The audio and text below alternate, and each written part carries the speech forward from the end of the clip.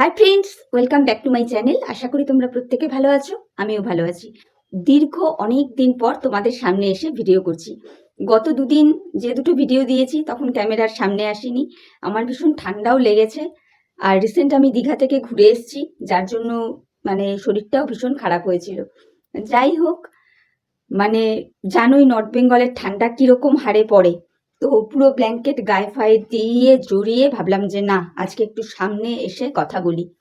তো বলতে তো ইচ্ছে করছে অনেক কথাই, তবে কি বলতো, এখন আর কিন্তু সেই ইউটিউব নেই যে মুখে যা আসলো আর বলে দিলাম, তাই না? এখন আমাদের ভাষা সংযমের দিকে লক্ষ্য রাখতে হচ্ছে, তারপর দায়রা মেনটেন করে কথা বলার একটা ব্যাপার থাকছে। আর এই জিনিসটা যে হয়েছে না, এটা হয়ে ভীষণ ভালো হয়েছে, ভীষণ ভালো হয়েছে। আমি অন্তত মন থেকে এটাকে অ্যাপ্রিসিয়েট করি। কিন্তু তবুও আমরা যেহেতু স্বাধীন দেশের নাগরিক, কিছু কথা তো বলা যেতেই পারে না, অবশ্যই ভাষা সংযম রেখে দায়রা মেনটেন করে। তো সেই জায়গা থেকে আজকে আমি বেশ কিছু কথা বলবো, বেশ অনেক কয়েকজনকে নিয়েই বলবো। তো প্রথমে বলবো আমাদের বাংলাদেশের আরশ ভাইকে। আরশ ভাইয়ের ভিডিও দেখলাম, যেই ভিডিওটাতে আরশ ভাই ডিরেক্ট একটা অ্যালিগেশন লাগাচ্ছে আমাদের সঙ্গীতা দিদিভাইয়ের ওপরে, যে সঙ্গীতা দিদিভাই নাকি বাচ্চাটার কথা বলে, বাচ্চা বলতে কার কথা বলছে আশা করি তোমরা বুঝতেই পারছো। এখন ইউটিউবে যাকে নিয়ে এখন বহুল চর্চিত, এটাই আর কি। তো বাচ্চাটাকে নিয়ে, বাচ্চাটার নাম ভাঙিয়ে বা বাচ্চাটাকে কেন্দ্র করে দিদিভাই নাকি টাকা পয়সা চেয়েছে। তো আরশ ভাইকে বলতে চাই যে আরশ ভাই, তুমি যে এইরকম একটা কথা বলছো সঙ্গীতা ম্যাডামের উদ্দেশ্যে, তোমার কাছে যথোপযুক্ত প্রমাণ আছে?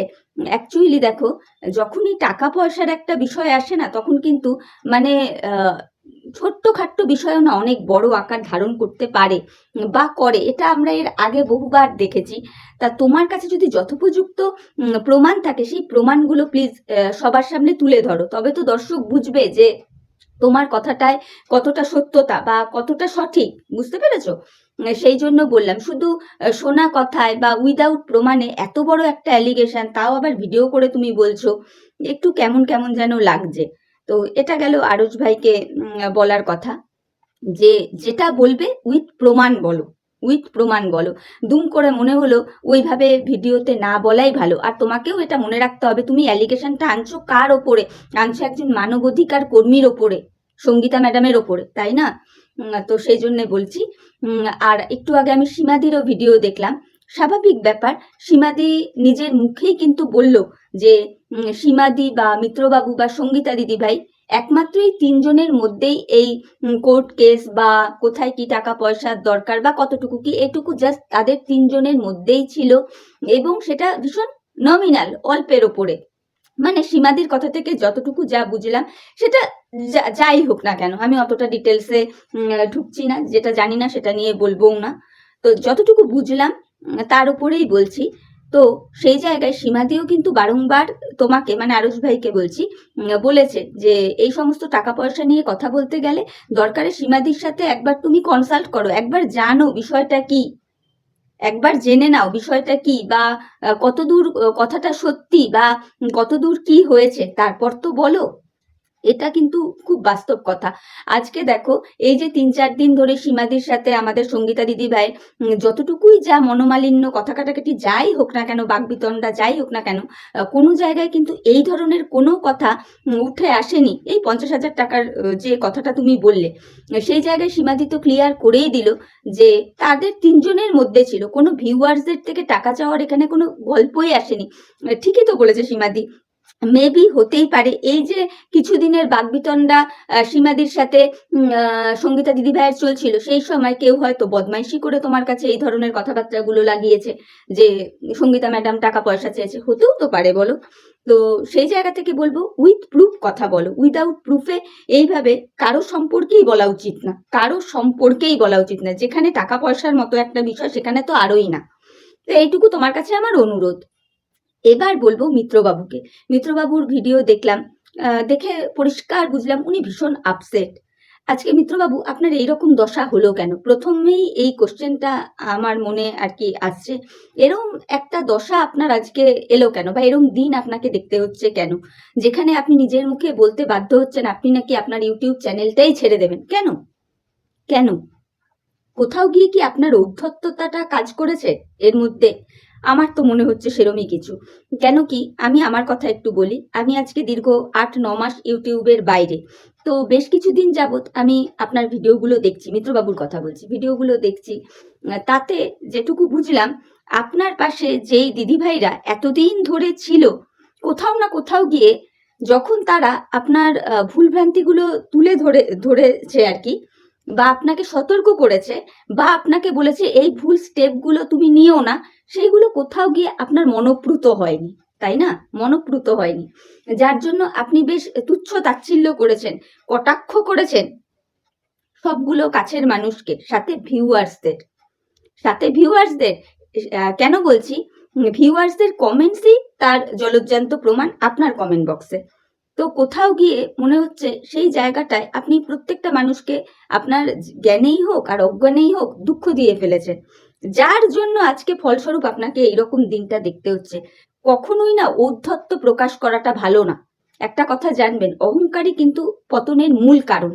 অহংকার যেই করুক, যে বিষয়ে করুক, পতন তার অনিবার্য, হবেই। তো কোথাও গিয়ে আপনিও মনে হয় সেই রকমই কিছু করে ফেলেছেন, আমার যেটুকু মনে হলো। আজকে আপনি আপনার ভিডিওতে বললেন যে এমন কিছু ঘটিও না বা এমন কিছু রটিও না যার দরুন আপনার কেসের ওপর সমস্যা আসতে পারে।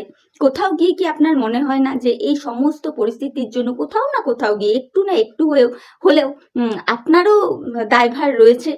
মনে হয় না?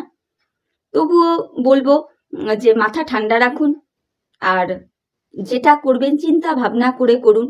একটা জিনিস জানবেন, আমরা যারা ইউটিউব ক্রিয়েটার্স আছি না, আমাদের কাছে ভগবান হচ্ছে ভিউয়ার্সরা, তাই না? তাদেরকে কটাক্ষ করা, তাদেরকে উঁচু নিচু কথা বলা, তাদেরকে ছোট বড় কথা বলা মানে নির্বুদ্ধিতার পরিচয় দেওয়া। পরিষ্কার কথা, নির্বুদ্ধিতার পরিচয় দেওয়া। তারা কেউ ঘাসে মুখ দিয়ে চলে না, তাই না? আজকে আমি বা আরো 10 জন ক্রিয়েটার বা আপনি, আমরা যে কোনো জিনিসকে হয়কে নয়, নয়কে হয় করে বলতে পারি, কিন্তু তাদের কি স্বার্থ আছে বলুন? তারা কিন্তু নিঃস্বার্থভাবে তাদের নিজেদের নেট খরচা করে আমাদেরকে দেখছে, সে যার যতটুকুই ভিউজ হোক না কেন দেখছে। আর এখন দেখতে পাচ্ছি সকলেরই একটু ভিউজ ডাউন যাচ্ছে। তো সেই জায়গায় সেই মানুষগুলোকে যদি আমরা কটাক্ষ করি, ছোট বড় কথা বলি, এটা তো খুব বাস্তব কথা। তারা যদি আমাদের থেকে মুখ ফিরিয়ে নেয়, তাহলে কিসের ইউটিউবার আমরা, কিসের ক্রিয়েটার আমরা, তাই নয় কি?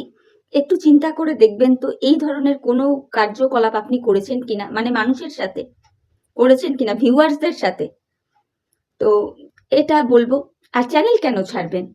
চ্যানেলটা কেন ছাড়বেন? যেখানে এই চ্যানেল থেকে আপনার রুজি রুটি, অবশ্যই চ্যানেলটা রাখুন। এই চ্যানেল থেকেই তো আপনি আয় ইনকাম করেন। হ্যাঁ, ইউটিউব কখনোই একটা চিরস্থায়ী ব্যবস্থা নাও হতে পারে, বরং ইউটিউবের পাশাপাশি আপনি অন্য কোনো বিজনেসের কথা চিন্তা করতে পারেন, সেটা করুন, কিন্তু ইউটিউব চ্যানেলটা ছাড়বেন কেন? আপনি নিজে বারবার করে বলছেন আপনি আপনার বাবা মায়ের চ্যানেল খুলে দিয়েছেন, বাবা মায়ের চ্যানেলটা একটু দাঁড়িয়ে গেলে আপনি ইউটিউব থেকে বিদায় নেবেন। এটা কাম্য নয়, কখনোই এটা কাম্য নয়। আপনার বাবা মায়ের চ্যানেলটাও দেখলাম, সুন্দর, খুব সুন্দর। তো সেই জায়গায় দাঁড়িয়ে বলবো, আপনি যেমন আপনার চ্যানেল চালাচ্ছেন চালান, পাশাপাশি যদি আপনি কোনো বিজনেস বা কিছু করতে চান সেটা করুন, সেটাও রাখুন, কিন্তু ইউটিউবটা ছেড়ে যাওয়ার তো মনে হয় না সেরকম কোনো কারণ আছে বলে, তাই না? আর সঙ্গীতা দিদিভাইকে রিকোয়েস্ট করব যে দিদিভাই, যা হওয়ার তো হয়ে গেছে, তুমি তো মানুষের অধিকার পাইয়ে দেওয়ার মতো কাজে ব্রতী হয়েছো। তো সেই জায়গায় মাঝপথে মিত্রবাবুদেরকে এইভাবে ছেড়ে দিও না প্লিজ, এটা আমার রিকোয়েস্ট। কারণ কি, তুমি শুরু থেকেই তো এই ফ্যামিলিটার পাশে ছিলে, তুমি ছিলে, সীমাদি ছিল, আজকে ধরিত্রীদি ছিল, সোমা ছিল, প্রত্যেকেই ছিল। তো সেই জায়গায় তুমি একদম সরে গেলে একটা কিরকম লাগছে। আজকে মিত্রবাবুকে দেখে মনে হচ্ছে উনি নিজেকে ভীষণ অসহায় ফিল করছেন, যদিও উনি নিজের জন্যই আজকে মানে এই বিষয়টার জন্য উনি নিজে খানিকটা দায়ী, এর মধ্যে কোনো ভুল নেই। তবুও রিকোয়েস্ট করব যে সঙ্গীতা দিদিভাই যতটা পারবে প্লিজ মিত্রবাবুর ফ্যামিলির পাশে থেকো, মাঝ রাস্তায় মাঝপথে ছেড়ে দিও না ওনাদের সঙ্গটা। অন্তত বাচ্চাটার মুখের দিকে তাকিয়ে, বাচ্চাটা কার কাছে থাকবে, মায়ের কাছে থাকবে না বাবার কাছে থাকবে, সেটা তো আইন আদালতের একটা বিচার্য বিষয়, সেটা তো আলাদা ব্যাপার গেল। কিন্তু বাচ্চাটার ভবিষ্যতের কথা চিন্তা করে বাচ্চাটার মুখের দিকে তাকিয়ে প্লিজ ওনাদের হাত ছেড়ে দিও না। আর যেখানে শুনতে পাচ্ছি মানে মিত্রবাবুর প্রাণ সংশয়ের মতন নাকি বিষয়বস্তু আছে, সেই জায়গায় তুমি যদি এখান থেকে এই মুহূর্তে সরে যাও, 10টা লোক 10 রকমের কথা বলবে, সেই সুযোগটা কেন তুমি করে দেবে বলো, কেন করে দেবে? তো মনে হলো এই কটা কথা বলা যায়।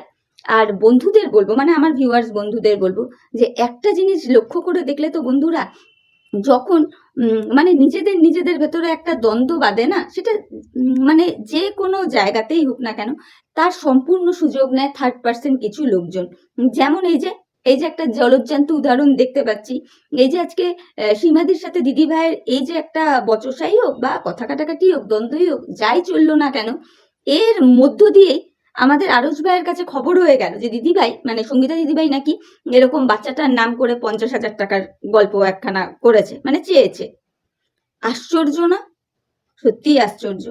তো মনে হলো এই কথাগুলো মানে না বললেই নয়, সেই জন্যে বললাম। যাই হোক, এইবার লাস্ট আর একটা পয়েন্টে কথা বলবো, সেটা হচ্ছে রিম্পা আর সুতোপাদিকে নিয়ে।